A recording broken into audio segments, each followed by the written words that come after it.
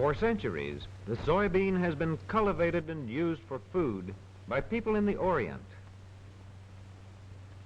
The soybean belongs to the same family of plants as do our common beans and peas.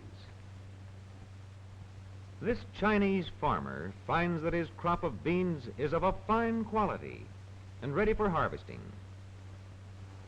There will be enough for his own family and some left to sell.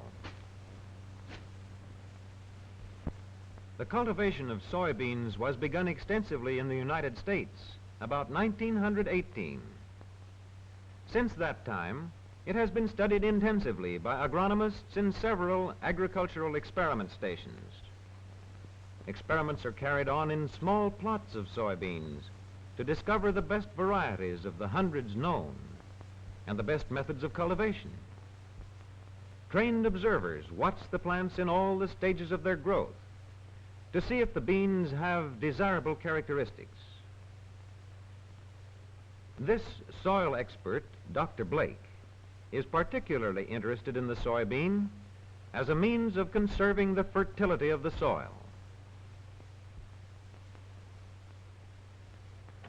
If used correctly, the soybean is a good soil builder. Like most legume plants, the soybean has the power of using the nitrogen in the air, provided the roots are well nodulated. These nodules contain bacteria, and it is these which convert the nitrogen of the air into a form that the plant can use.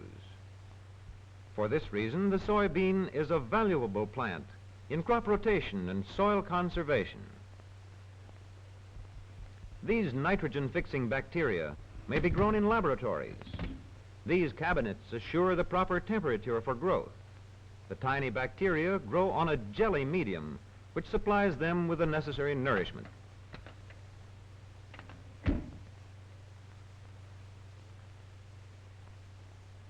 These bacteria are sometimes mixed with peat before they are marketed. The farmer may mix the peat-containing bacteria with water and inoculate the seed by spraying. Then he mixes the seeds thoroughly and lets them dry.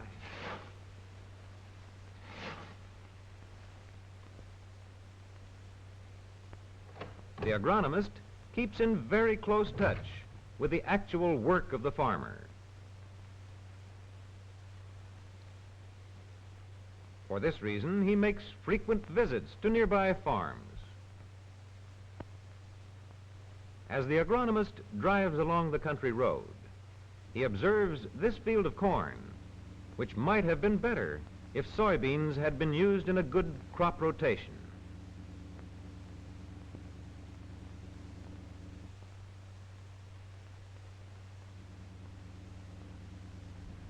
Good morning, Mrs. Hill. Good morning, Dr. Blake. Do you remember that sample of edible soybeans that you gave me last fall? Yes? This is our first mess. I'm glad that they turned out so well. Where can I find Bill this morning? I think he's mowing in the bean field, about a half a mile down the road. Thank you. Goodbye. Goodbye.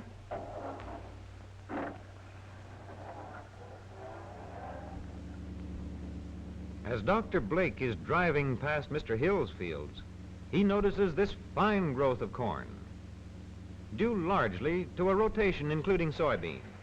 Mr. Hill is cutting these soybeans for hay, which he will feed to his cattle and horses during the winter months.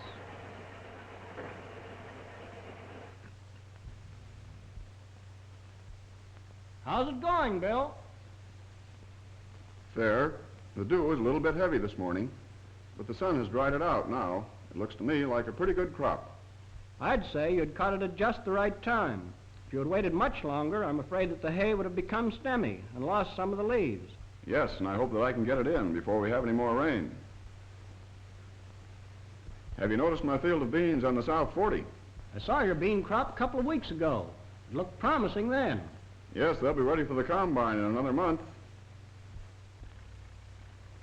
A few weeks later, we find Mr. Hill harvesting his soybeans with a modern combine like that used for wheat and oats.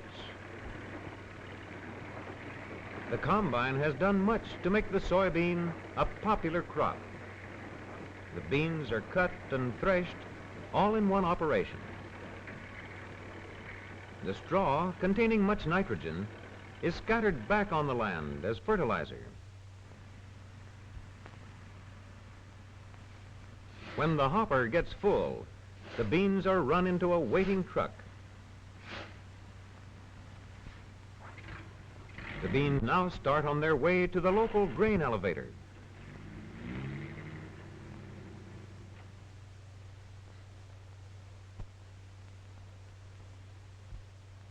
From here, they are shipped by train to a processing plant in a nearby city.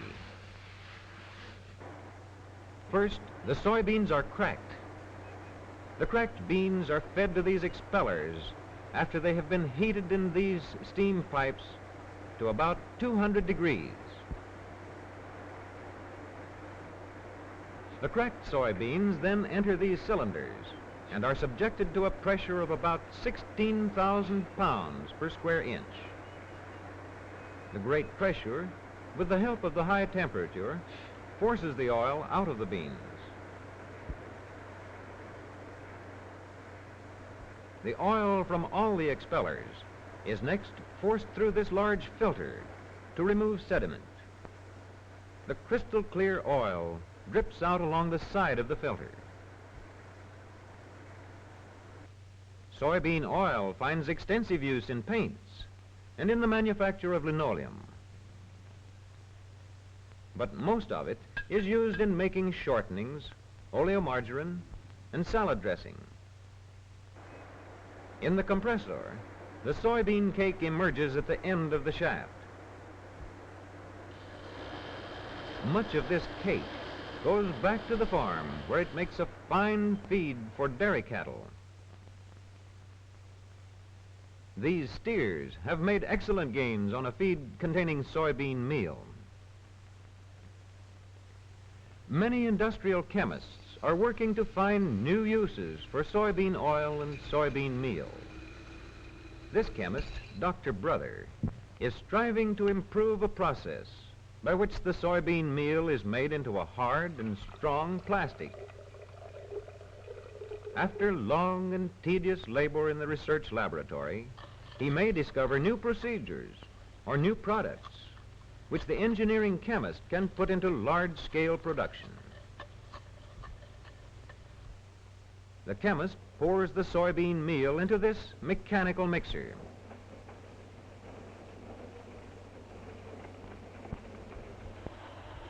Then it is transferred to these rollers, which mix the soybean meal with the other ingredients that go into the manufacture of plastics. Before casting the mixture into a plastic, the chemist tests it in this machine, which is called a flow tester. This curve indicates the plasticity of the mixture or dough under increasing pressure. The chemist also inspects the piece, but he uses asbestos gloves because the pressure has made it hot. Having passed the test, the mixture is reduced to a powder and poured into this mold, which will determine the shape of the finished object.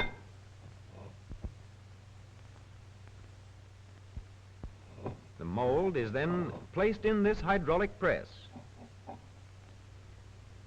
Here, the soybean meal is welded under a pressure of about 2,000 pounds per square inch and at a temperature of more than 300 degrees.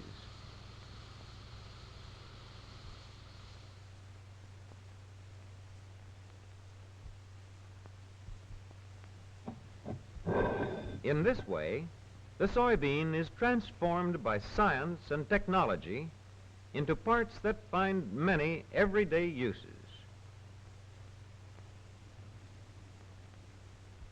In research laboratories, the finished plastic products are subjected to innumerable tests. This flexural testing machine reveals the strength of the object. Thus, we are led to appreciate the relationship of modern science to agriculture on the one hand and industry to agriculture on the other. The agronomist strives to increase land productivity, while the chemist works to find new industrial uses for the products of the farm.